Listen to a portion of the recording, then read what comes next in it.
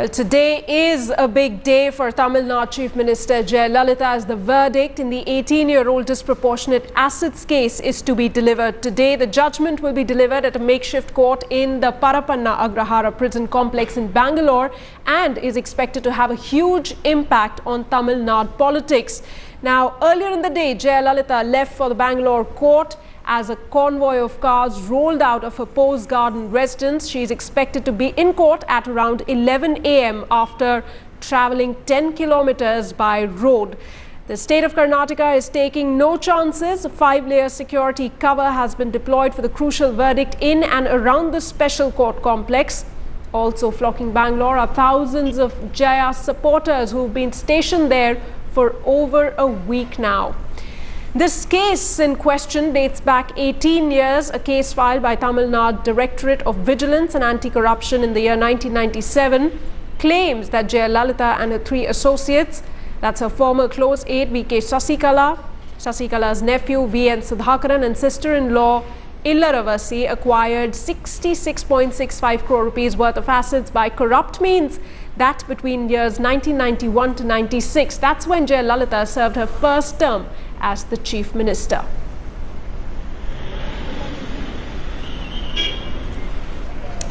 All right, joining me from the ground outside the special court in Bangalore is editor South T.S. Sudhir. Srisha Reddy joining me from Chennai with the latest. She was earlier at Jayalalitha's residence where she left with a huge convoy. Also, supporters were cheering her on. In the studio, executive editor Javed Ansari. Gaurang Kant also joins me. He's a constitutional expert.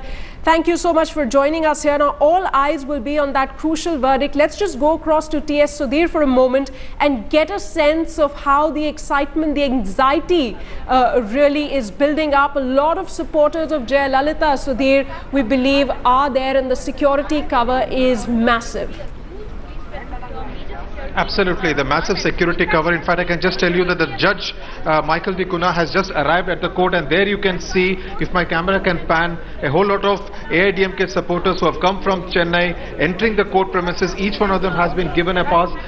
In fact, at a distance of about 1 kilometer or so, all the other people who do not have passes have been stopped. We are also told by our sources that many of them are actually carrying firecrackers in anticipation that the AIDMK leader and Tamil Nadu Chief Minister Jayalalithaa will get a reprieve from this special court here in Bangalore. But yes, all along this route, 10-kilometer route from the HL airport to the special court premises, dotted with Amma posters. In a sense, Bangalore looking more like Chennai today. But at the same time, there's also a lot of anxiety in the air. The AIDMK supporters really little apprehensive as to what kind of verdict will be delivered and what will be the political implications of a verdict like that. In fact, if I can cut across to my colleague Srisha Reddy, who joins me from Chennai. Srisha, what is really the mood in the AIDMK camp? There are a whole lot of them who had assembled outside Post Garden when the Chief Minister left her residence to go to Chennai airport. What are they telling you? Is it more of a sense of bravado that they are expressing before TV cameras? Well, Sudhir, of course, they are in a mood of anxiety because this is something that they have been waiting for years, and earlier it was on 20th and now 27th. And again, with bated breath, they have been waiting for the 7 long days from 20 to 27. And I have a few cadres with me. Sir, ungaloda mood, mananilai eppadi irukku? எல்லாமே போய் வளக்குறான். அம்மா வெற்றியோட திரும்பி வருவாங்க. அவங்க வரவுக்காக wait பண்ணிட்டு இருக்கோம் எல்லாரும். So here they say that Jayalalithaa will come out unscathed. It's just a case that was foisted against her because of the rivals in the party in Tamil Nadu. In fact, Sudhir, if you also could recollect, there were a lot of such cases that were foisted against her even in the past, and that's why the cadres are also telling us that this case will just be like another case which will not turn against her, is what they. Ungala manila eppadi irukku? Avanga vandu idu veliya confirm amma varuvaanga. மக்கள் தீர்ப்பே மகேஷின் தீர்ப்பு. பல கோடி தொண்டனுக்கு தலைவியாகிய அம்மா அவர்கள் ஒரு நீதிபதி பொய்யான தீர்ப்பால எதுவுமே அவங்கள பாதிக்காது. அம்மா வெற்றியோடு திரும்பி வருவாங்க. தமிழக மக்களுக்கு இன்னும் பல நன்மைகள் செய்யறதுக்காகவே ஆண்டவன் அவருக்கு அருள்புரியான்னு. So they are saying that Jayalalithaa will come out unscathed from this particular corruption case, which is one of the longest legal battles as far as politician is concerned. Back to you, Sudhir. Right. Right. If I may cut across to Javed Ansari, our executive editor who is there in our Delhi studios. Javed, we did see Jayalalithaa scoring an incredible victory, 37 out of 39 Lok Sabha seats in the month of May 2014. She completely swept Tamil Nadu. DMK was decimated, not a single seat it won in Tamil Nadu. How does Delhi view this very important judgment that could actually alter the political dynamics in Tamil Nadu? You know, it's being as keenly watched in Delhi as it is in Bangalore and in Chennai, because there are many here who believe that this could bring about a sea change on the ground situation in Tamil Nadu. The BJP has made no secret of the fact that they want to muscle in. The DMK will hope that an adverse judgment will restore parity. Right now they've been smarting under allegations of corruption, and the other parties, whether it's Vaiko or Mr. Ramadas, we are getting reports that they've started sending feelers to the DMK. Mr. Ramdas called on Mr. Karunanidhi. Mr. Vaiko has opened channels of communication. So a lot of alignments and realignments in the making. Everything will depend on the judgment that the judge pronounces sometime from now.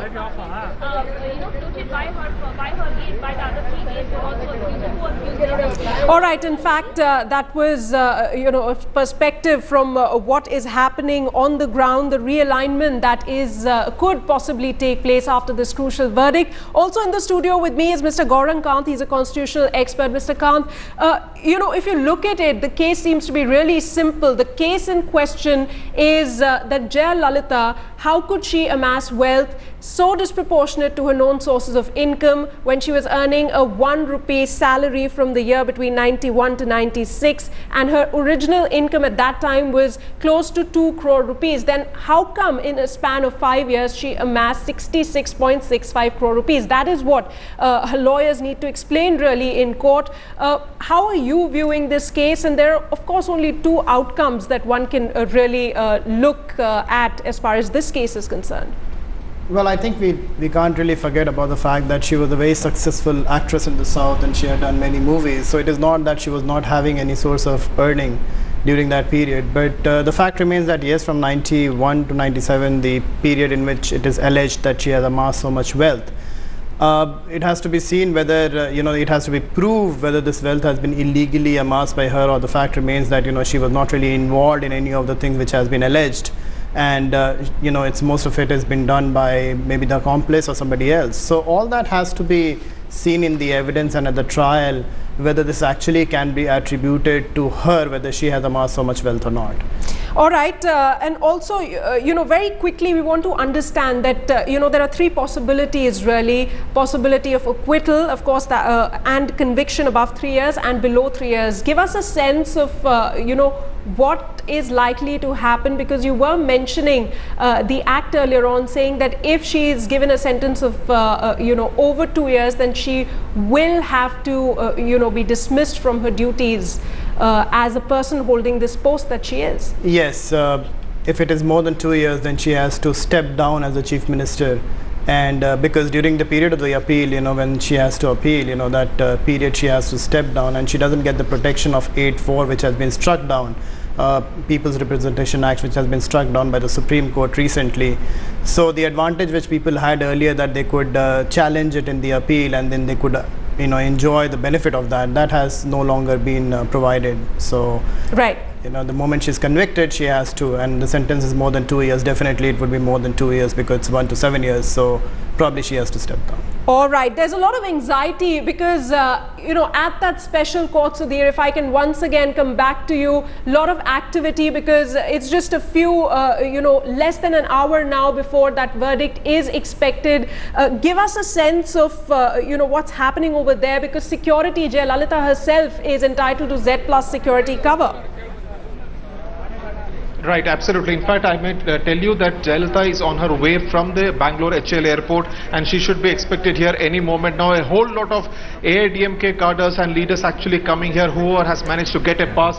There you can see a whole lot of men from Tamil Nadu have come here. In fact, over the last 3 to 4 days, we have seen hotels in Bangalore completely booked by a lot of this kind of political crowd which has actually come in from Tamil Nadu in anticipation of the verdict on Saturday, and also they would want to be present when their Chief Minister, the verdict is given. And also they are carrying a lot of sweets and firecrackers in anticipation that the verdict will be in Jayalalitha's favor. But yes, having said that, they do realize that the odds are stacked against her, but they also point to the various other cases where she got a reprieve, was acquitted subsequently. In that sense, they do believe that they do have a chance here at this special court in Bangalore. But yes, anxiety definitely very much there in the AIDMK cadre. Sana? Absolutely, anxiety is building up now as we are inching closer to that crucial verdict. I'm going to go across to Srisha in just a bit, but a word from Javed at this point in time. Javed, there's no denying the fact about the stature of Jayalalithaa. In that respect, give us a sense of how significant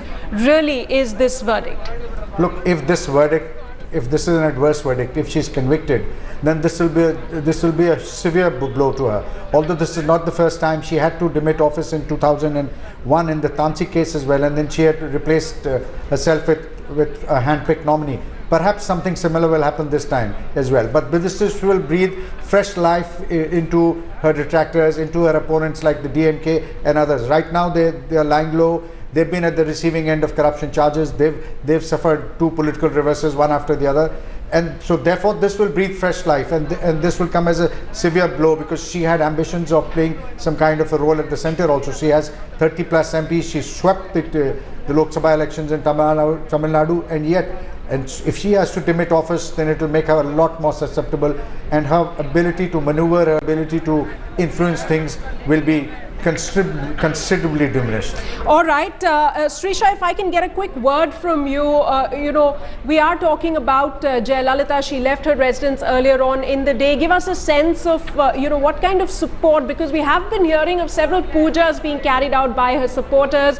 They're not leaving any stone unturned, really, as far as praying for her, making sure that this verdict is in her favor. Give us a sense of the activity in the build-up to this verdict.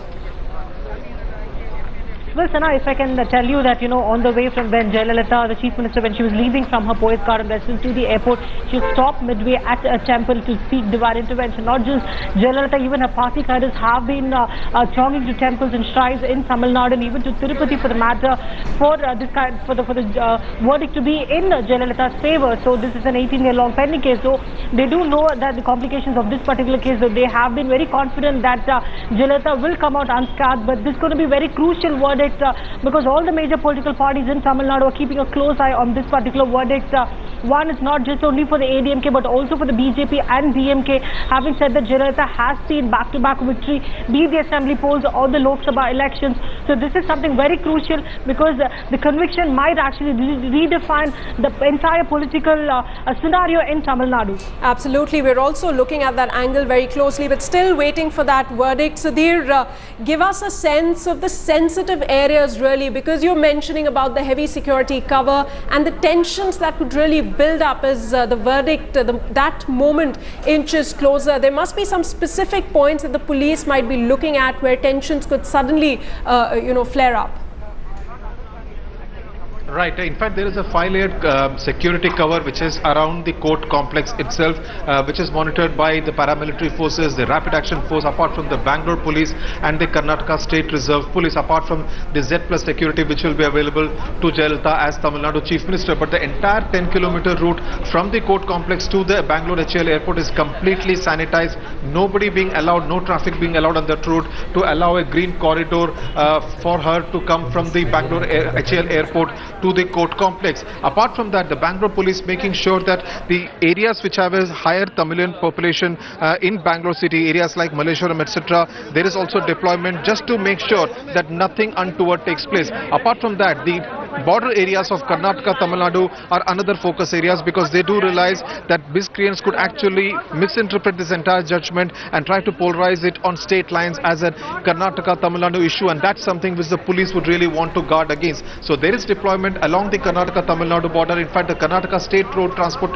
Corporation and the Tamil Nadu bus service have in fact suspended operations from 6 o'clock this morning, which means about 150 buses which actually ply between the two states are not plying since 6 o'clock this morning, and they will will be reviewed at around noon after the verdict is out, whether they can actually resume operations. So the governments of both states not really taking any chances as far as the security preparedness is concerned.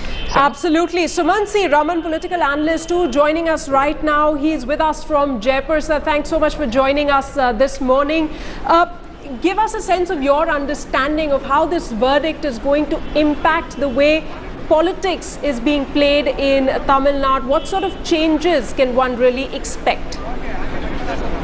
Well, I see this slightly differently from a lot of other people. Obviously, an acquittal is going to make her, extremely even more powerful. But you have to look at it from the man on the street and what his reaction to it is in Tamil Nadu. Ms. Jayalalithaa is today by far the most popular leader in the state by a fairly large margin, by a huge distance, right? And she's won huge electoral victory just hardly 3 to 4 months ago. And the public are well aware of this case. This case has been dragging on for almost 2 decades. So I do not believe that an adverse verdict in this case is going to have a significant political impact. Obviously, her political opponents will have to play it up. The DMK and the BJP, which is trying to get its, make its voice heard in Tamil Nadu, would be keen on playing up these an adverse verdict. But practically on the ground, it does not change anything except for the fact that if there is an adverse verdict, then obviously she will have to step down. But fundamentally, she's got complete control over the party. And most importantly, her popularity is at an all-time high. You have to realize that her popularity is at an all-time high. And that is really what is, and for all you know, an adverse verdict may actually generate more sympathy rather than, have the opposite response that many people seem to be predicting. So I don't believe that it's going to dramatically change things in Tamil Nadu. All right, so you're saying in 2001, no matter what the verdict, that's not going to make much of a difference to the image, to the credibility of Jayalalithaa as a politician in the state of Tamil Nadu. Javed, would you agree to that? Well, it depends. She's not being she's not going to jail for on some people's movement. No? If she's convicted for if she's convicted for corruption, then I'm not so sure if this is a feather in somebody's cap. And as is the case with other politicians, she will take it will be a severe dent. How this plays out amongst the public, it will remain to be seen, but this will certainly have an impact as far as her opponents are concerned. It will restore parity on the level, on the question of corruption, because right now she's been hammering away at the DMK and her opponents, saying that there are a whole lot of corruption cases against them. So that there will be a kind of parity restored, and it will breathe fresh life into the DMK, as it is. Mr. Ramdas is now sending feelers. He's been in touch with Mr. Karnanidhi. Vaiko and Mr. Karnanidhi has some back channel contact. So politics never functions in a vacuum, and perhaps there will be some churning. Whether it happens in the But Javed, I just want to make one point. I think on the streets of Tamil Nadu, talking to the people, which I have been doing extensively over the last few days, the impression is very clear. I don't think that they're really terribly perturbed about what is going. This is a case that they've known about, and to put it at another level, the people are actually, I know it's not the right way of looking at it, but the people are talking about the sum involved. And they're saying that, today we're in an era where we're talking of 1,76,000 crores, and we're talking about, and this entire disproportionate assets case relates to an amount of 66 crore. And I know it's wrong. It's wrong to talk in that measure at all. Whether it's 66 crore or 6 crore or even 6 lakhs, it's still whatever is incorrect is incorrect. But the point is, the public is actually saying that this is not comparable to some of the corruption that, for instance, the DMK is sort of the charges that some of their leaders are facing. So I think you also have to look at it in proportion to the quantum that is involved in this case. Okay, so this verdict, whatever it may be, if adverse, might not be a feather in Jayalalitha's cap, but the fact is that the support base that she has is undisputed, and her supporters are absolutely loyal to her. In fact, those were pictures that you see of the cavalcade of Jayalalithaa.